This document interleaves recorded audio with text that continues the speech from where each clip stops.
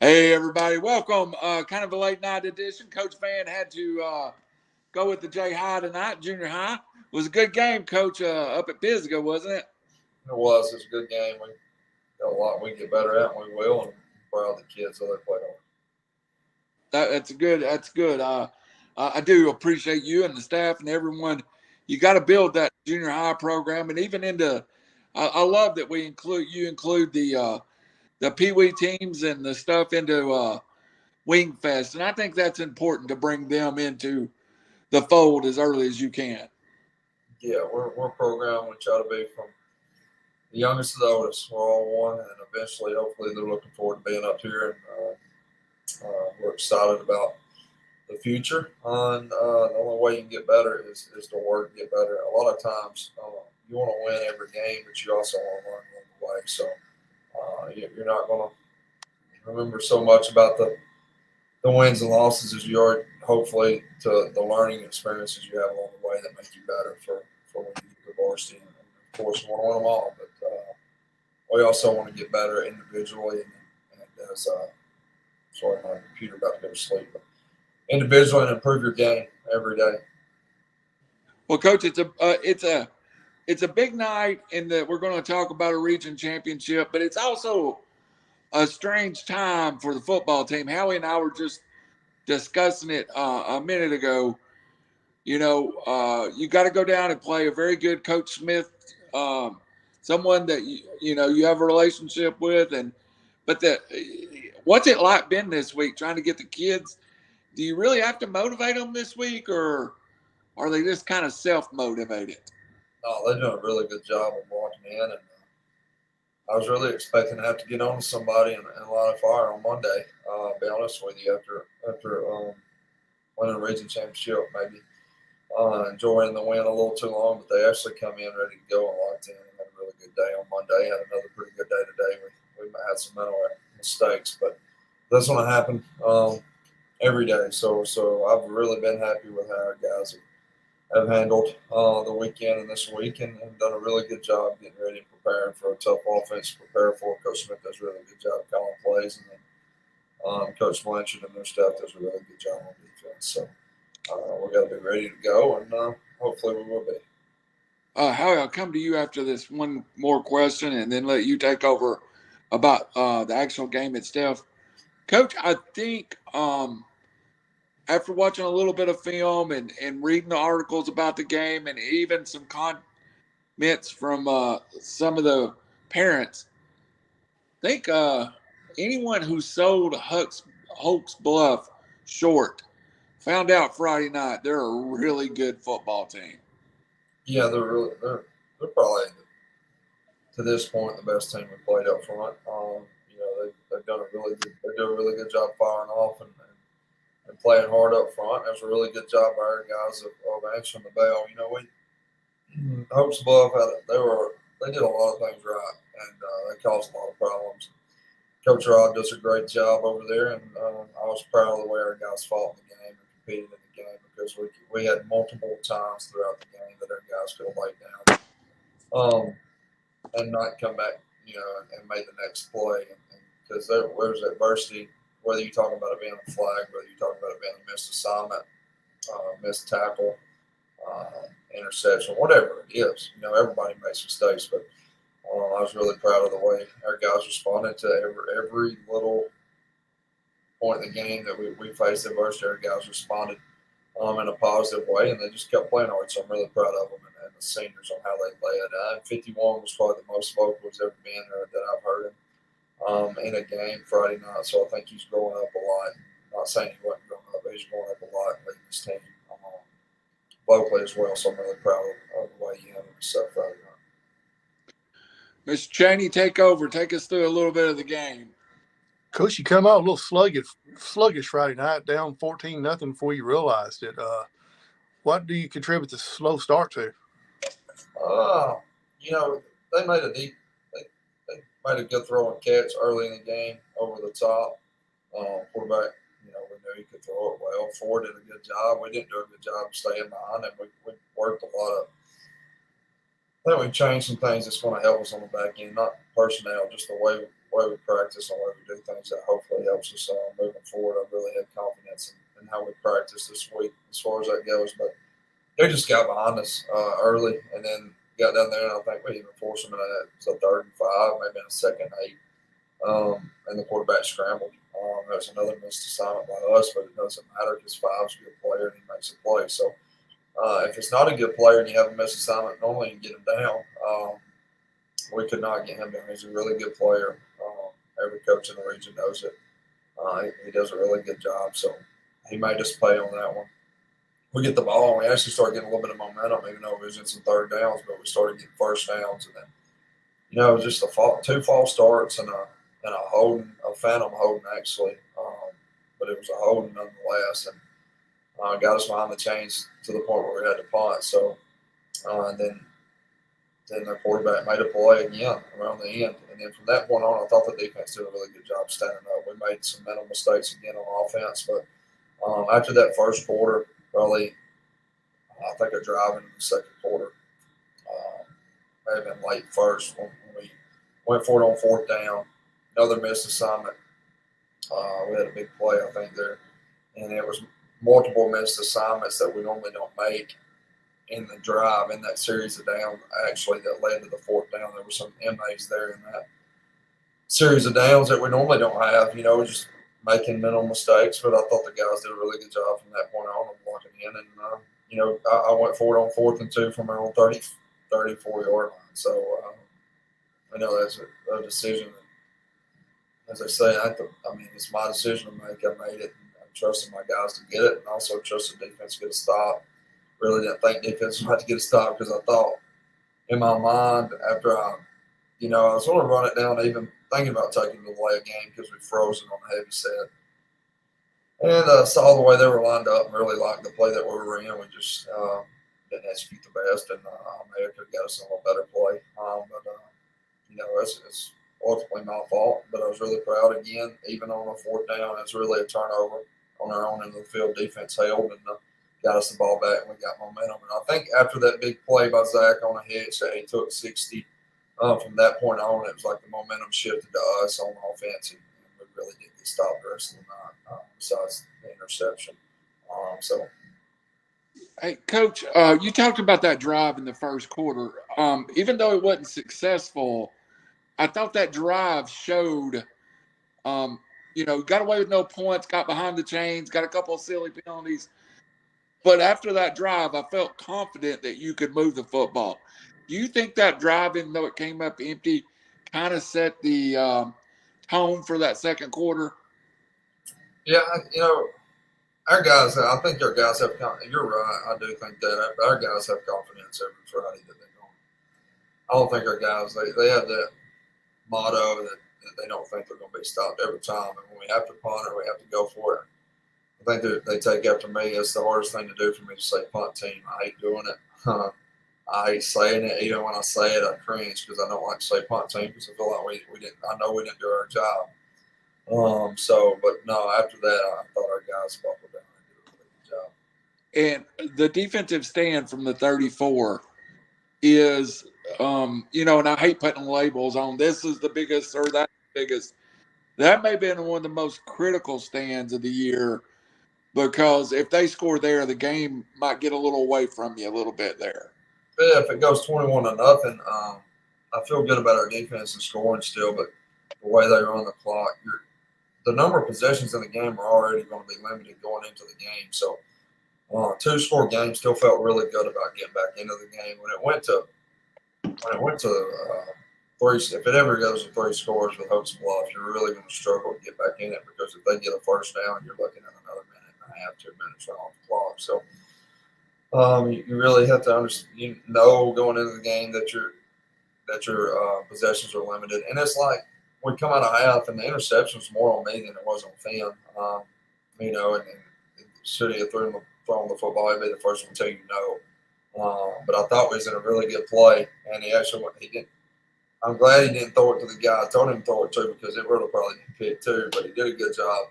First time the safety played down, the free safety played down on a play fake all night. So all we did was pull 2 guards like we're running Baylor above sweep, backers were flying, making plays from the backside. So you're really supposed to be able to RPO people that's flying that hard and really throwing stuff behind them. And really the safety was kind of played inside leverage for the first time a little bit and down at like 6 or 7. So pre-snap wasn't a good play. We stayed in it. I still think we may have had a chance at that one. But when he flipped out, 5 did make a really good throw. He threw it on. It would have been on 1's numbers, and 5 turned back, made a really good play. 5's a good player, the quarterback. I ended up running it down. He shouldn't have thrown the football. I was really proud with how after the interception, after the pick 6, it was nothing changed with his demeanor, and really nothing changed with our players' demeanor. It was just like, now we really got to buckle down, and we're down 2 scores again. And then probably went on one of the biggest drives of the year, made it 21-14. Now we really feel good about getting back into the game. So I was really proud on how they responded, it's not. We got to do a better job taking care of the football. I'm not going to get on the rant. I was going to get on. I planned on getting on the rant for a long time because I had one planned out in my mind. Some things are better left unsaid. Yeah, and sometimes they are, Coach. Howie, go ahead. I'm sorry I jumped in there, but I thought those points were critical, Coach. And Howie, I'll let you go ahead with the question, but I want to just real quick comment. 21-14, it felt like a new football game, Coach. And I could even see the energy in the players pick up and change. Howie, go ahead. Coach kind of answered the question that I was fixing to ask anyway, as far as being on the sideline down 14-0. The demeanor of the team never changed. You never heard a bad word as far as negative or anything like that. It's just like business as usual. Yeah, it's I think a lot of people could learn from our players, including myself. A lot of people and adults everywhere could learn from how our kids handle themselves. Because there was never 1 ounce of doubt that we were going to win the football game. Never 1 ounce of selfishness. Never 1 ounce of anything. They just wanted to play the next play and play. So I was really proud of man. I tell the seniors all the time I love this group. I really do. They're a good group. I'm not talking athletically or anything they are, but I'm talking just close group that all they care about is winning football games. Like I told them the other day, if you're upset about your performance after a game, after a win, that's fine. You can be upset, but it shouldn't show. You shouldn't pout, because at the end of the day, the team got to win, and that's all that matters. 15 years from now, when you get on a website and you look back, it's going to have your team record. It's going to have your team stats. It's going to be hard to find your individual stats. And you're not going to remember them offhand. Some may. I don't remember a single game of my stat. I'll be honest with you. And I joke with my players all the time that I can still throw a football, but I don't remember much about the stats that I had. But I can tell you our records. We went 9-1 in regular season. We lost in the first round of fourth down. I can tell you about the games that I played in and the result of the game more than I can tell you about the performance that I had in the game. Because at the end of the day, the only thing that matters is you go to war together, you work out together, you come up here all summer together, you do everything together, you fight, you go to war, you play as a team, a family, and at the end of the day, all that matters is you find a way to win as a group. So when we got beat by Pittsburgh, we lost as a unit, as a family. We had the decision to make whether we're going to get better or we're going to get worse from it together, not individually. So I've been really pleased and proud of how our guys handle adversity and things like that. Because if there was not a close group, and there's a few leaders, I ain't gonna call their names. One particularly, I think, starting to step up, and because I've been telling them, we're not going to win the games that we want to win down the road unless we have player-led team. We have to have player leadership in that locker room, or we're not going to win the games. You can't rely on coach leadership to win big games. Like there's going to have to be guys in the locker room when coaches are not around that still expects the best out of everybody. And I think we're starting to get that. So maybe Maybe. Like I said, I'm not in there when like the example I just gave. I'm not in there, so I don't know what happens when I'm not there. But I can tell you just from what I'm hearing from guys on the field that I hadn't heard all year, some guys are starting to grow up, and I think it's on the show. You get 3 timeouts, Coach. They're in that huddle every single play. They're everything. I can't stop the game. Yeah. Right. I've been on many sidelines where teams have been down, and you see players hanging their head or being disgusted with themselves, whatever. Not the first word last Friday night, Coach. And I was really proud of those boys. Always proud of them, but the way that they conducted themselves, being down, and never heard the first negative word out of anybody. It was just like, all right, guys, it's time to get going. They took over there for the first few plays. Now it's our turn, and they did. Yeah, I would prefer not doing that way, but they did a good job of it. Yeah, absolutely. Special teams had little issues on them again. Kicked it to a special returner back there that weaved his way through, but ended up getting them down. But it could have changed the game right there. Yeah, we were in some. We had some substitutions we had to make there, guys cramping and stuff. So then we didn't get lined up right. One of the starters on there didn't get lined up right. I'm going to call numbers. They know, though, who it is. We ended up 6-4, and we were supposed to kick it to the numbers, and we ended up kicking it inside the hash. So there's 2 MAs before it even gets started. We're too many to one side that we're kicking to, which I know that sounds – if we kick it the right way, we're okay. We're still good. He just barely missed it. It don't take much. And we ended up inside the hash. Well, we're fine. We never worry about it if it's 5-5. If he misses inside the hash, we're good. When you're 6-4, alignment, and you really want to hit the numbers. And he just missed, and he didn't know that it was 6-4. He knows he can miss there, so it's not Andretti's fault. He knows that he's okay doing that. He didn't know we misaligned. So the misalignment, along with a kick that obviously he didn't know that he couldn't. We told him on the numbers, I said, go, but sometimes he misses and it's fine. But that wasn't the time we can miss because we misaligned. And then they ended up returning it to the side that we had 4 guys and we're all scooting in some because we think it's 5-5. It's just a lot of mistakes that we made there on that one that could have cost us, but good hustle and getting down there and making the play saved it. We ended up getting a stop. So. Coach, it looked like they blocked it that way too, and that's kind of just they guessed right too a little bit. If they block to your, I don't think anybody called that on the field. That normally gets called pre-kick or pre-lineup, does it not? Yeah, and if they had returned it left, we'd been in good shape. We'd actually been overloaded, so we'd been fine. But anyways. The wind was blowing Friday night. Was that much of a factor in some of your decisions being made? Not too much. I went on kick a long field goal into it. There's about it. Really wanted to. It kind of calmed down a lot there. Kind of at half, I felt like towards the end of the first quarter, compared to when we got there, it was whipping. And then when we kind of towards the end, it kind of slowed down a little bit. So. You had some players cramping. That's unusual here, week 7, players cramping up. Yeah, 51. Buying energy drinks will get you. I didn't know who it was. Hey, save that for the radio host, not the players. That's right. You gave up a lot of yards there in the first half, and then the second half it settled down. You gave up over 100 yards rushing in the first half, and I gave you the paper, but I think it's around 60, 70 yards passing in the first half as well. So you gave up nearly 200 yards in the first half there. Yeah, and I would say the majority of that come on the first 2.5 drives.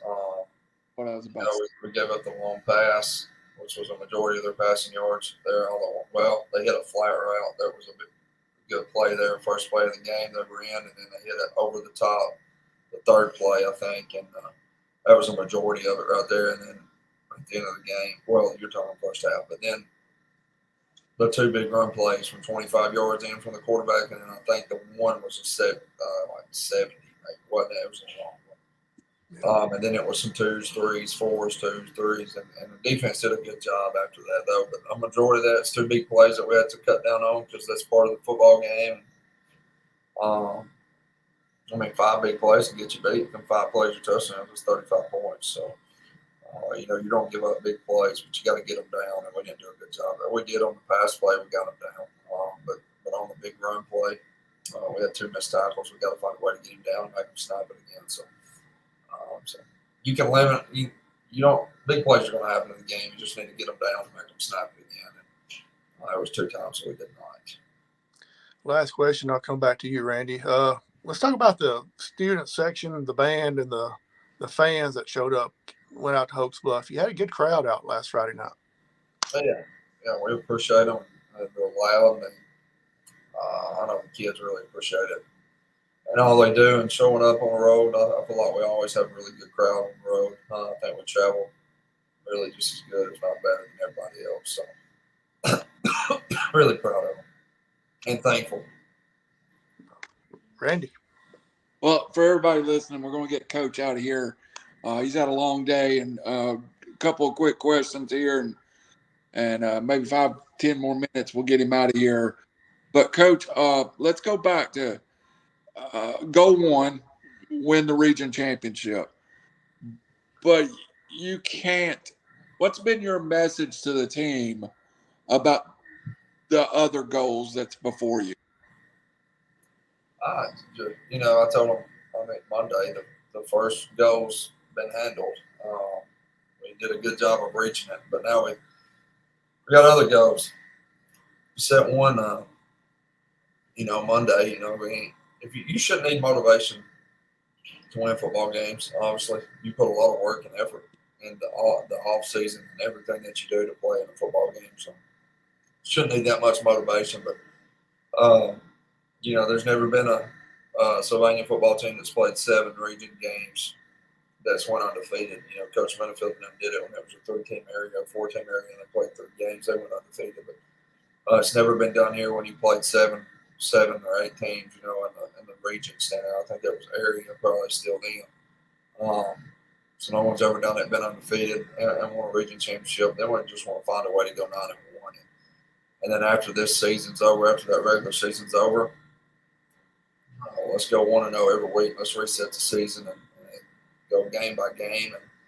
And we still have a season to finish up before we worry about the next season. So we still have 2 games left that we need to get better at. If we want to win every game the next season, we need to make sure we finish this one up. Coach, on a personal level, on a coaching level, the next 2 weeks you're going to play 600 victories. It's got to be exciting for you as a head coach to match up play calling ability and with Coach Smith and then Coach Benefield. And you love challenges, Coach. And I've got to know your competitive side. It really must be something special to you to get to go against these 2 guys the next 2 weeks. Yeah, 2 guys I respect a lot. Try to talk to them and learn from them. Coach Smith, we talk, and I talk to both of them, Coach Smith and Coach Benefield, and try to learn and listen. More listen than talk, I guess I should say.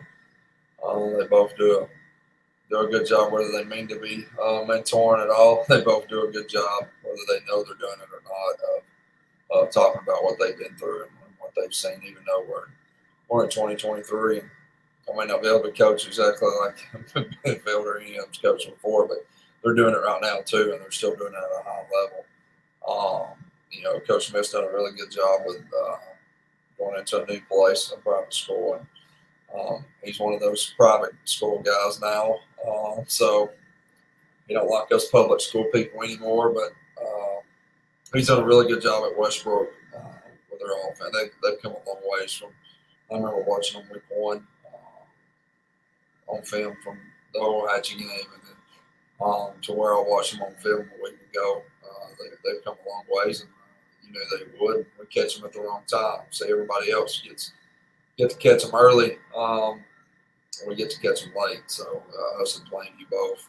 Plainview played them last week. And, we're playing a better Westbrook team than a lot of those guys the short season played. And hopefully they're playing a better Sylvania team. And then same with Coach Benefield. At the start of the year, the freshmen were playing like freshmen. Now those freshmen have nine games under their belt. The coach has done a really good job. They're playing a lot better today than they were, early in the year. I promise you. And if you don't believe me, just turn the film on. It's a lot better today than it was then. So they're both really good coaches, and I'm competitive. They're competitive. I like them. I like them both. Respect both of them and what they do and how they do it, and the respect they get from their players and their communities and how they do things is impressive. And so it's an honor to be able to coach against them. But nobody wants to beat them more than I want to beat them. I promise you. At the same time, I don't mean we will, because I wanted to beat them last year in the semis. I wanted to beat them the last 2 years. Every time we played, every time I've coached against either of them, I wanted to beat them more than anybody else. I've come up short. I'm over. But it's, again, at the end of the day, it's not about us. It's, I know we game plan and we try to do things right, and we put the game plans together and all that, but the players still execute. It's about those guys out there on the field. Go ahead, but it is big time coaching against two Hall of Famers. Just coached against one last week, Coach Rob. Like I said, Coach Rob's done a really good job. And you can turn films on and see who's well coached, and we played a lot of well coached football teams this year. Well, you kind of stole my question there, Coach, but I do want to expand on it a little bit. In the film that I've watched on Westbrook, it really seems that they've matured as a football team, if that makes sense. That the mistakes they were making in week 1 doesn't look like the mistakes they make in week 9. Really kind of a scout, your scout of them. I'd like to hear what you think versus week 1 and week 9. Yeah, it's guys are techniques better for one. I'm not saying it was bad to start with, but up front they're doing a lot better. Their offensive defensive line, 58 is a really good football player. It's Nine's been injured, and he's back now. I called him when we talked today. I asked him why. Thought you said Nine was hurt, and he's back on film against Plainview. But he has guys in the right spot. They're doing a really good job. Coach Blanchard, I think, does a really good job with defense and alignment and trying to stop what you do best. So he's done it the last 2 years, and so hopefully we can find a way to come through this Friday night, because it's not going to be easy. It's like I felt like we've had a good week of practice so far, and we're going to get a really good Westbrook team this week, being late in the year. Coach, and last question of the night, but I just want to open the floor to you and give you the floor for a minute. You're here, you're region champions, and it's all about the kids. That's what we say from week 1. But you have a lot of adults and a great quarterback club that helps this program out. And when I was thinking about, last year to this year and how much this team grew, there's a lot of people behind the scenes that we don't know and don't talk to and ain't been on the show, but it's a community-based football team. And I really feel that way. Yeah, I'd venture to say it's one of the best quarterback clubs probably in I've ever been a part of. I've been around a lot of programs, skipping back and forth from when I was assistant, and from quarterback club president all the way through every one of them, and not even in the quarterback club, just parents that help. Yeah, you've got to be a part of the quarterback club. Just guys that are up here helping, and so a lot of guys come up here to help paint. A lot of guys come up here on work days. The parents are great. A lot of parents help on Wingfest. A lot of parents. We can't do it without them. I promise you. And got a really great group of parents that again, just a bunch of unselfish parents as well that just, I don't know, it's just easy to coach here Yes, sir. right now, but it's always easy to coach places when you're winning a little bit. But it's everywhere. There's always going to be people upset, and that's part of it. That's life, and I get it. But I've really been happy here, and my family's happy, and it's really a lot to do because of the kids, obviously, and then the help and the support that you have from the community that they want to win football games and they want to be successful. But like you said, we can't have all the things that we have without them. So without the fundraisers and the money that's brought in and things like that, we can't have a lot of this. So I'm really, really happy and proud to be the head football coach of Sylvania High School and have the community and the support that we have here is really nice. I tell you another thing these parents make possible. Howie asked me this weekend, how do you do a show without watching? I know you watch the film, but how do you know what's going on? Well, about 25 parents will tell me every momentum shift in the game or text me. And I appreciate that because I really feel like I get to feel the football game, even though I can't be there every week. And I want to thank them too, Coach, and your school administration. Anybody that's ever been involved with this program has always made us welcome, and yourself, parents, everybody. And it's really a community football, and can't get any better than that. This week you are on the road. Give everybody a little heads up to where that's at, and we'll and can we talk about next week in Fife? I think it's already officially. Is that moved officially now too? It is. So this week we're at Westbrook, obviously Friday night. Big region game. Hopefully we can find a way to win that football game and go undefeated in the region. Then we come back home next Thursday, senior night at home versus Fife.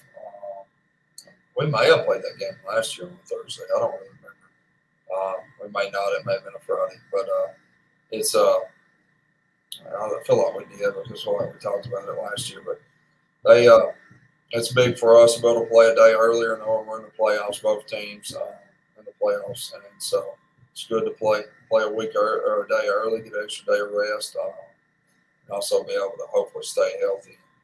Me and Coach Benefield talked about moving a month ago. We just didn't say much about it.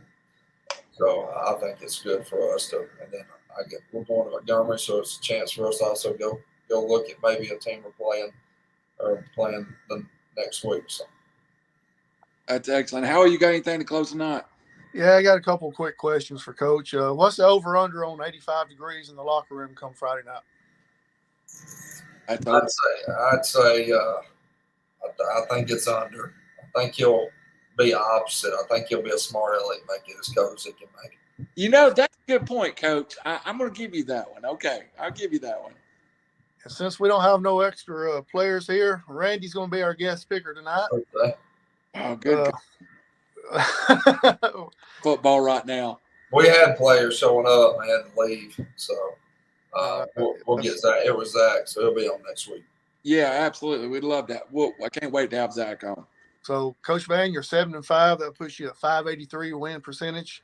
Guest speakers is 15-9. That puts them at 625. You got some making up to do, and Randy, a lot of pressure to keep the lead. What game did I lose last week? You lost to Penn State. You picked Penn State. Yeah, because who'd they play? Ohio State. I thought it was Michigan. I thought it was because there's signs still. Okay. Yeah. I was going to avoid that pick. Yeah. Right. First game, Oregon and Utah. Coach Vann, go ahead.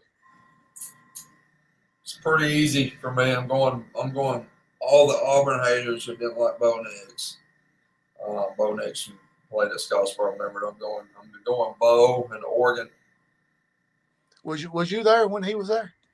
Was not. He left before I got there. Okay. Randy. Hey, look, and I can be the hater, but I love to watch Utah play. A great coach team. maybe it's just a heart pick because I like Utah, but I'll take the Utes. There we go. Duke and Louisville. Ooh. Randy started. Hey, again, I'm going to go with the heart. I love Coach Elko at Duke. And I don't know that Coach Elko will be there in 12 months, but I'll take Duke in that one. Coach Vann. I'm going with the transfer portal. Louisville. We're going to have a big shift in the standings next week, one way or the other. The last one will be Mississippi State and Auburn. Thank Lord, Tennessee missed it this week. What? Mississippi State and Auburn. Go ahead, Randall. You start. You know what? I love Will Rogers. I'm going to take Mississippi State in a slight upset. I'm going with a team that can throw a forward pass. I'm not a communist. I'm not Coach Arnold. Auburn, if Coach Arnold was coaching college, it would need to be Auburn this year because he wouldn't have to worry about calling a forward pass because they can't throw a forward pass. So I'm going Mississippi State, Will Rogers, because they can throw it 5 yards down the field. So I'm going.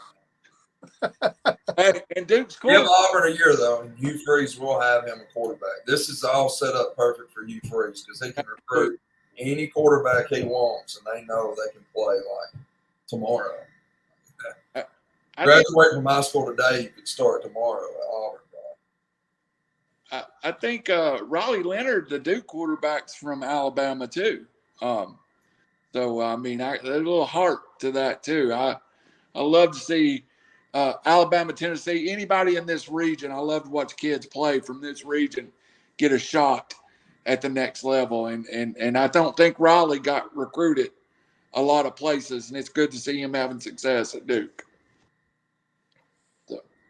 Coach Vann, appreciate your time tonight. Know you had a big day today. Congratulations on the region championship. Let's finish it off Friday night, go undefeated. I'm glad we switched that game Thursday night because I know a fat guy from Chattanooga now gets to come down and see it. So, Brandon for Coach Vann, get home. Howie Chaney. This is the Tyler Vann Show, and we appreciate you watching. God bless, and we'll see you next week.